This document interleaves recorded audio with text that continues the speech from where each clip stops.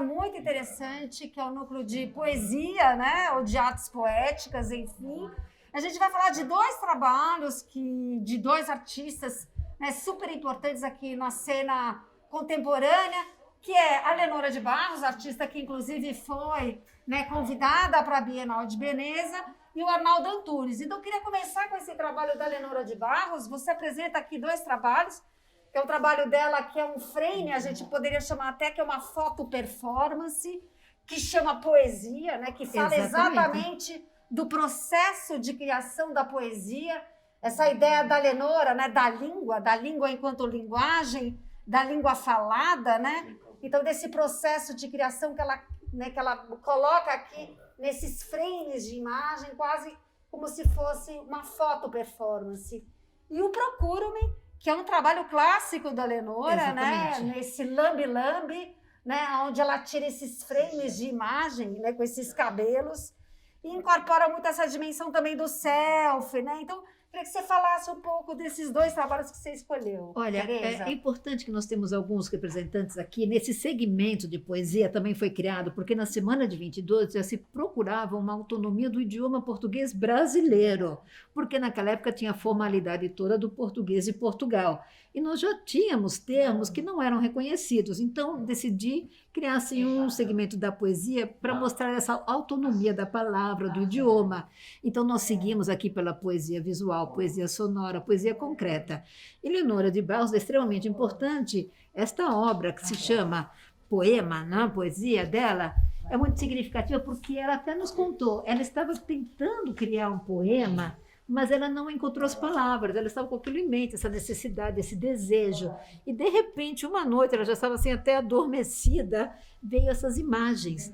Então, realmente é um poema, nós podemos sentir, nós podemos notar a narrativa dela, mas a palavra não existe, né? Essa abstração, mas a atuação da artista, justamente nessa uma narrativa, nesse um discurso. E a mesma coisa também aqui, por exemplo, Procuro-me, esse é um trabalho da década de 70, poema, e Procuro-me é de 2001, que foi quando teve o acidente das Torres Gêmeas, o ataque em Nova York, que todo mundo estava procurando pessoas, né? E ela ficou tão em pânico que ela resolveu fazer também esse trabalho, né? Essa procura de si mesma, ou procura desse um contexto, dessa discussão daquele momento relevante. E quando nós pensamos, voltamos a pensar em termos de modernismo, o modernismo surgiu justamente nessa procura dessa identidade, na procura da autenticidade. Então, por isso, essas duas obras dela são muito autênticas, e eu acho que essenciais nesse um momento, nesse um contexto. Não, muito interessante a questão que você falou, porque, de fato, a Lenora tem essa discussão da língua, a língua que aparece, a língua dela enquanto artista, mas a discussão da linguagem, a importância da discussão da linguagem dentro do contexto aí da exposição e dentro do contexto da própria Semana de Arte Moderna. Ela tem, inclusive, um trabalho dela da língua, que é aquele que ela brinca com a língua, né, que ela expande a língua dela, fazendo referência à discussão da antropofagia. Exatamente. Né, que é um pouco uma discussão. E esse trabalho, né, que eu acho que é muito interessante, é, de fato, aqui o lambe-lambe, e uma outra questão que essas imagens, né, que remetem, a gente pode pensar um pouco essa ideia do selfie, né, já numa linguagem extremamente contemporânea, e ela, na verdade, algumas dessas imagens, ela fez para o Jornal da Tarde na época, na década de 70. Então, isso é um trabalho dela. É uma releitura, que a própria artista vai criando, vai reposicionando. Exatamente. Porque, assim, em cada período você tem as perguntas. E para essas perguntas você vai ter que achar novas respostas. Então, os artistas, eles têm, em partes, um arquivo de imagens, ideias, conceitos. Exatamente. Então, eles vão retrabalhando conforme a demanda, conforme a contextualização. E justamente com ela nós estávamos conversando, como com todos os artistas da exposição, falando do que era o conceito e qual obra ela achava. Eu tinha alguma coisa em mente, se era realmente compatível, e chegamos a essas duas obras. Então, a partir dessa uma conversa, dessa representatividade, desse retrato.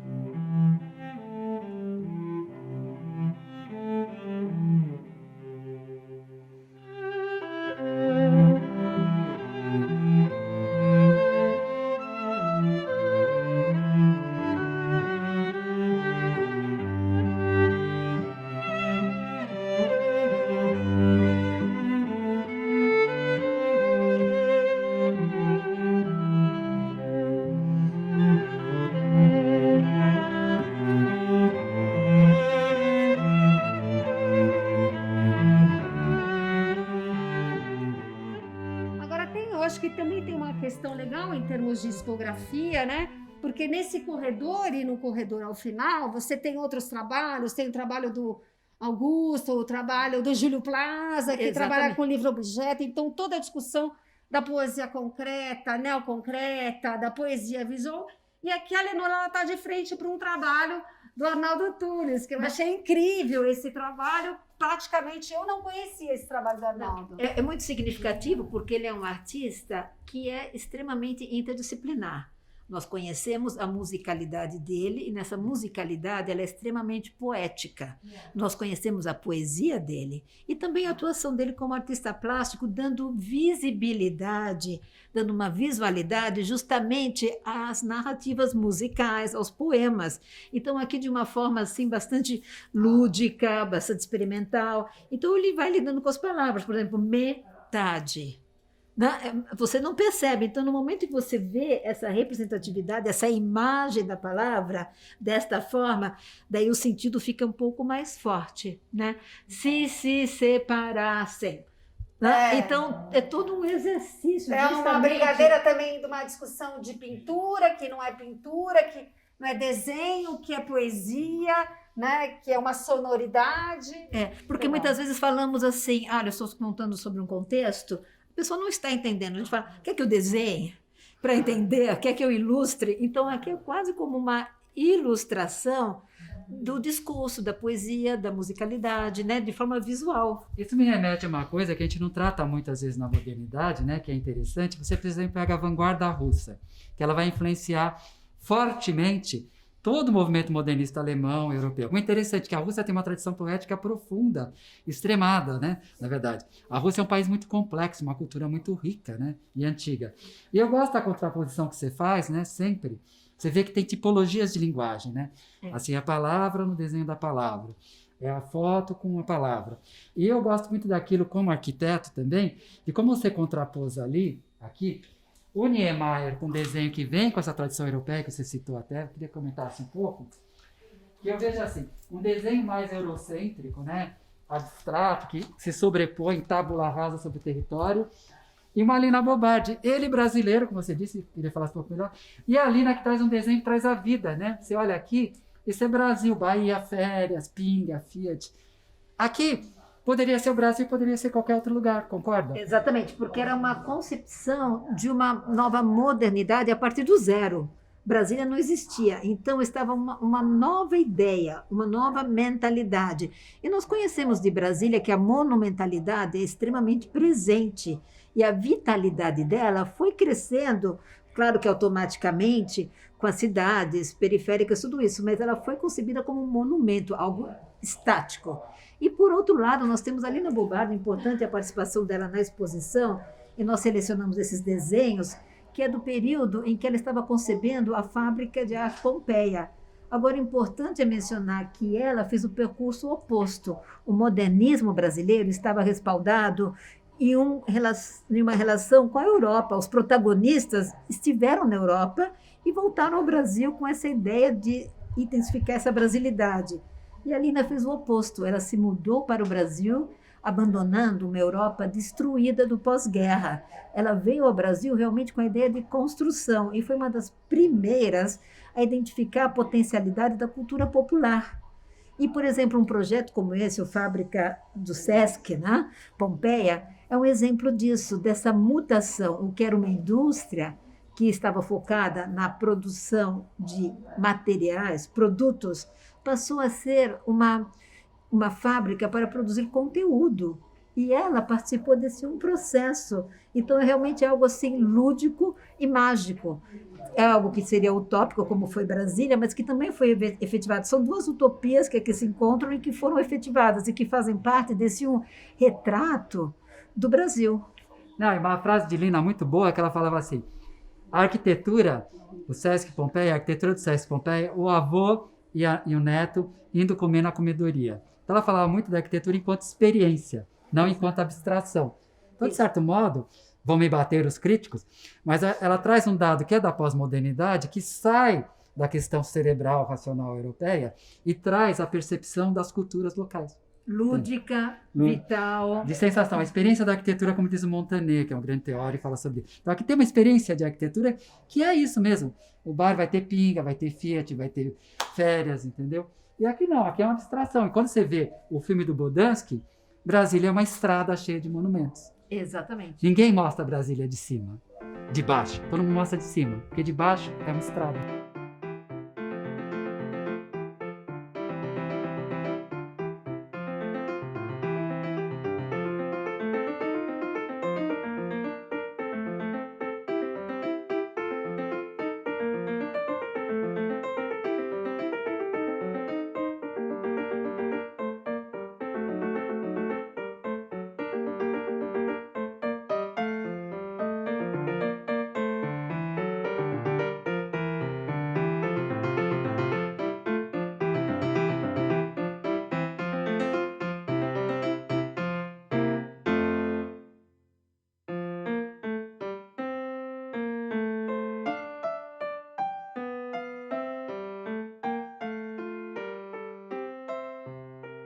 Nós estamos aqui nesse espaço muito singular, que é o cofre, né, do Centro Cultural Banco do Brasil, que foi concebido como um banco.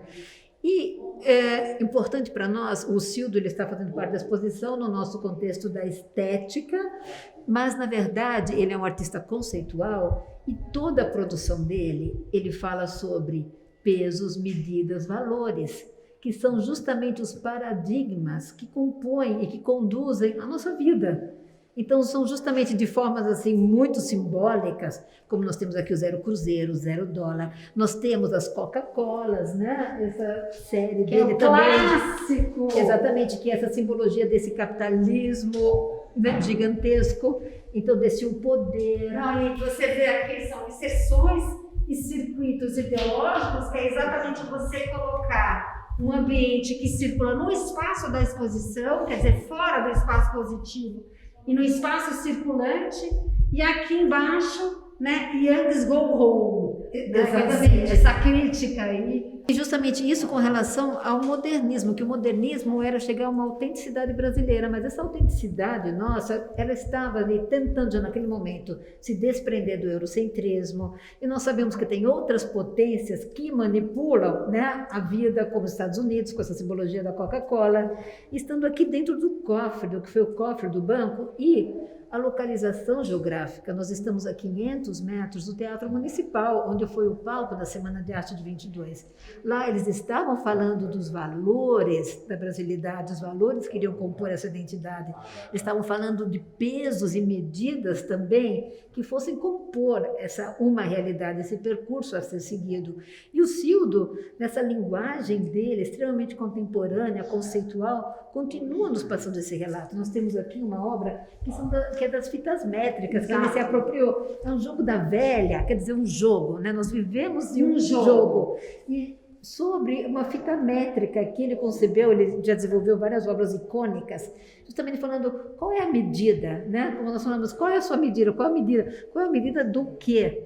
E, por outro lado, nós estamos assim vivendo num mundo em que as medidas ou os valores hoje não são somente medidos por questões monetárias, são muito mais medidos por questões etnográficas, questões de procedência, questões de gênero.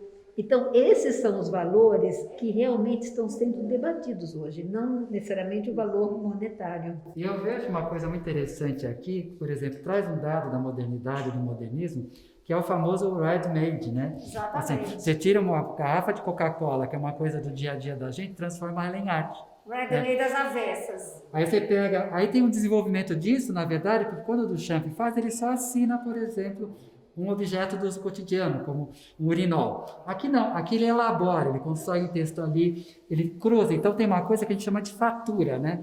Que é você fazer um objeto que tem um desenvolvimento material para transformar ele em outra coisa, mas que tem a lembrança da fita métrica que está sendo porque colocada. é muito legal isso que você falou, porque a ideia do ready-made também aqui, por exemplo, se a gente pegar a garrafa de Coca-Cola, que é incrível essas três garrafas que você trouxe aqui, porque a ideia é de fazer voltar o ready-made à circulação.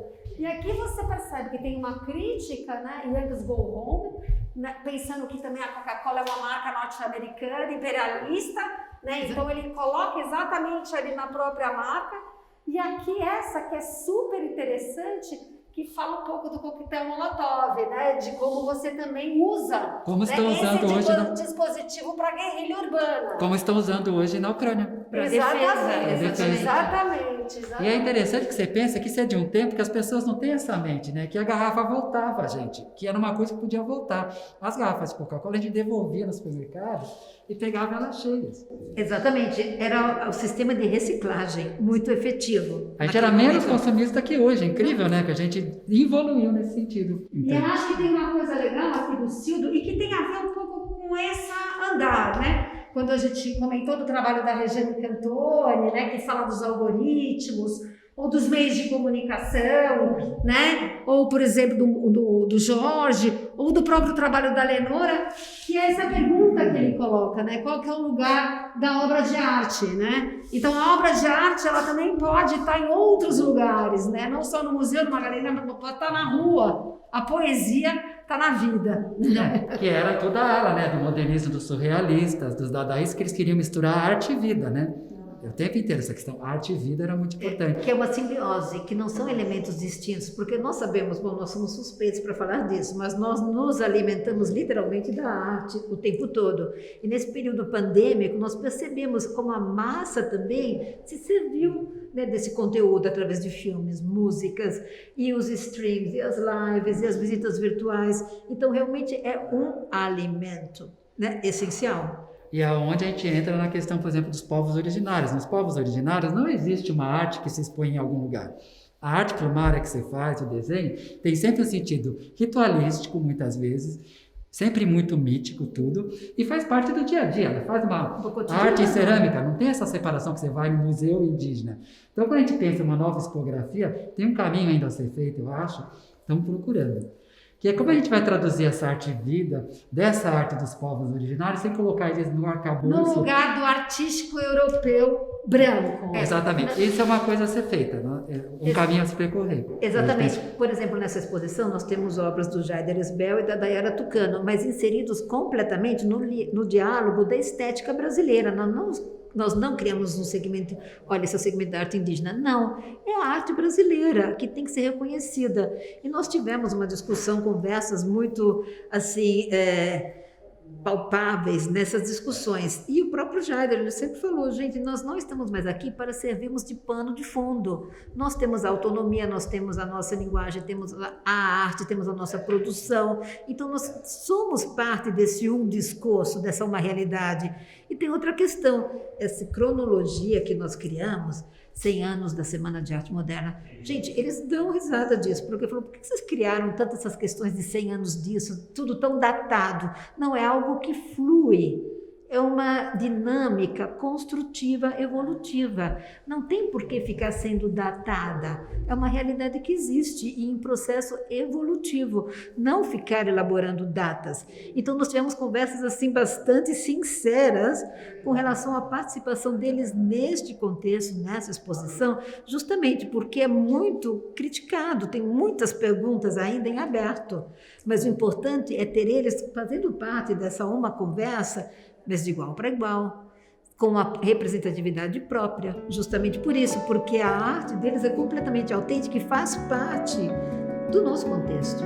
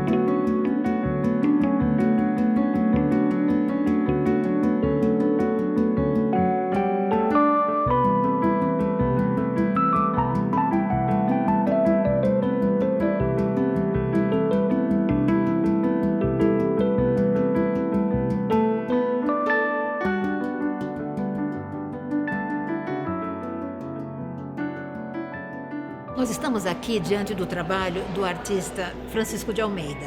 Ele trabalha basicamente com xilogravura, é um artista de Fortaleza e muito importante a participação dele nesta exposição porque ele faz um elo entre a cultura popular e a contemporaneidade. A ideia é realmente reproduzir, apresentar as obras como literatura de cordel, presas, soltas, como em um varal, criando então esse grande mobile que ocupa praticamente 4 andares do Centro Cultural do Banco do Brasil. É uma obra também concebida para esta exposição através do legado que o artista nos traz da cultura popular, a partir das suas xilogravuras, com essa narrativa muito repleta da cultura própria, da sua religiosidade, do seu acervo de inúmeros elementos de anjos, velas, flores. Ele cria-se um universo. E aqui nós decidimos expor também de uma forma assim como flutuante, justamente pela narrativa, a religiosidade. Nós temos um distanciamento desse contexto. Nós estamos assim numa posição de sublimação, de admiração. Então, falando desses elementos da religiosidade, que é algo abstrato, que é essa crença, que é intocável. Mas aqui nós temos a narrativa dele muito própria, muito singular e que realmente faz esse elo entre a cultura popular e a contemporaneidade.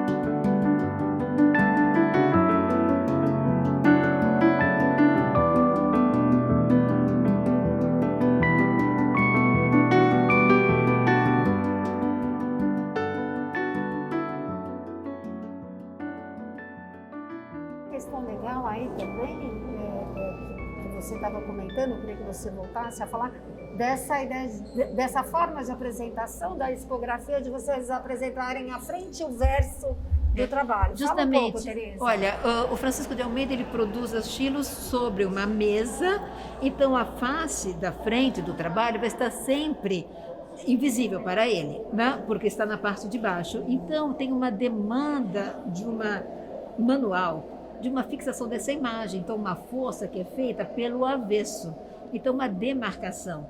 E a partir do momento, é a primeira vez que esse trabalho é exposto assim de forma flutuante, normalmente é um trabalho de parede, mas desta vez nós temos a visualidade das duas faces, a frente e o verso, e vemos a importância, a potência desse gesto de execução e de criatividade do artista. Bom, Tereza, muito bom, obrigada a você, um abraço aqui para finalizar, vem cá, né, uma finalização aqui, mais um trabalho para a TV PUC, para o Articulando, o Grande Júlio, foi uma ótima conversa, a gente finalizando aqui, uma ótima conversa, muito obrigada, parabéns pela exposição. Muito obrigada, Muito bom, obrigada pela parabéns. presença de todos e por compartilhar.